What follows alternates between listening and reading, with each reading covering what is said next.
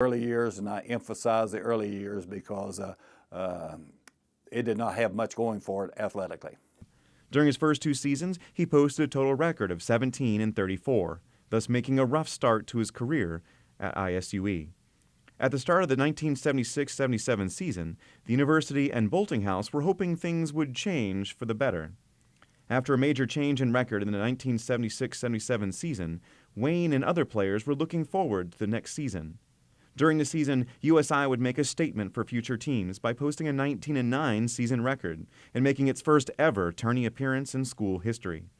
In the first tournament appearance, the Eagles would face a familiar opponent in Northern Kentucky, who they had beaten earlier in the year by just 1 point. In their first ever game in the tournament history, they beat Northern Kentucky 86-78. In the second game, the Eagles would face Eastern Illinois and lose 67-79, thus ending a historic year. After the departure of Wayne Boltinghouse in 1981, the university went through a series of coaches until Bruce Pearl arrived in 1992. During this time, ISUE became USI, and 4 different coaches led the program. Creighton Burns spent 3 seasons at ISUE and compiled a 40-43 record. Mark Coombs followed for a single season, and the Eagles finished 18-11. Mark Bile went 55-31 in 3 seasons, and finally Lionel Sin compiled a 64-50 record in 4 years. Through these years, players and coaches came and went, and yet Steven Jackson was a popular standout. Jackson broke many records during his playing years from 1983 to 1987, and many of these records still stand today. He holds records for career scoring with 2,216 points scored, as well as 1,930 field goals attempted and 954 field goals made. After the 1991-92 10-18 season, the university was looking for a coach who could get the team its first national championship. USI hired Bruce Pearl in the summer of 1992.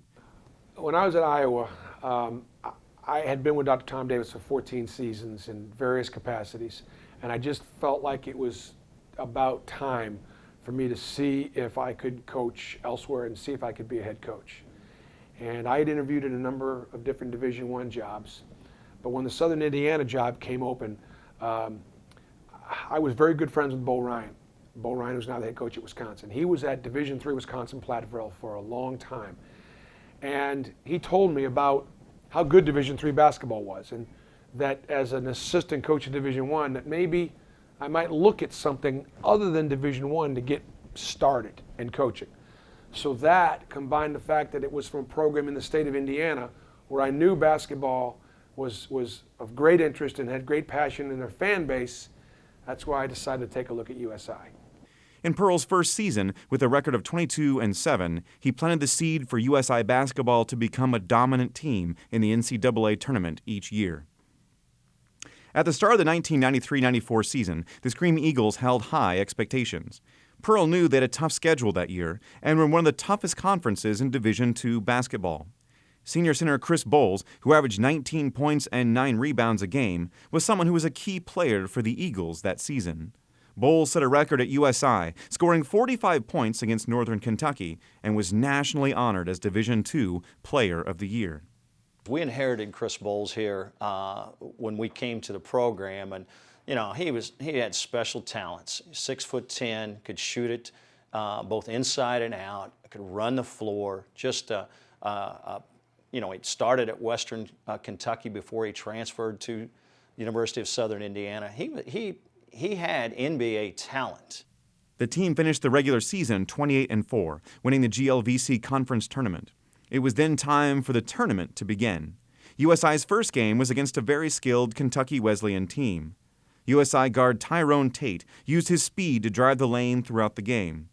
Kentucky Wesleyan could never find a way to slow him down, and USI easily advanced to the Elite Eight. USI's first game was against South Dakota.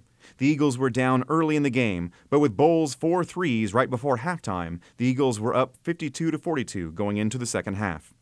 USI won the game 98-77.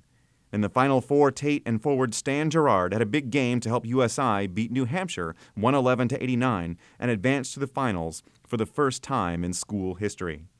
California State Bakersfield was the team USI had to play to get their first national title in the school's history. At the start of the second half, the Eagles went on a 15-6 run, led by Gerard, who had 30 points in the game and cut the lead to 6. The Eagles, however, could never bounce back, and USI ended up losing the game 92-86. It was hard for the team to come so far and to fall just short of a national title. Cal Bakersfield in the championship. Bakersfield was by far the most talented team that we played, and the one thing they had two things going for them that were different than anybody else that could see. They had a guy that could guard Tyrone and keep him out of the lane. They were awfully good defensively. They were very physical on the inside. And losing to Bakersfield in the championship game was one of the toughest losses of my career.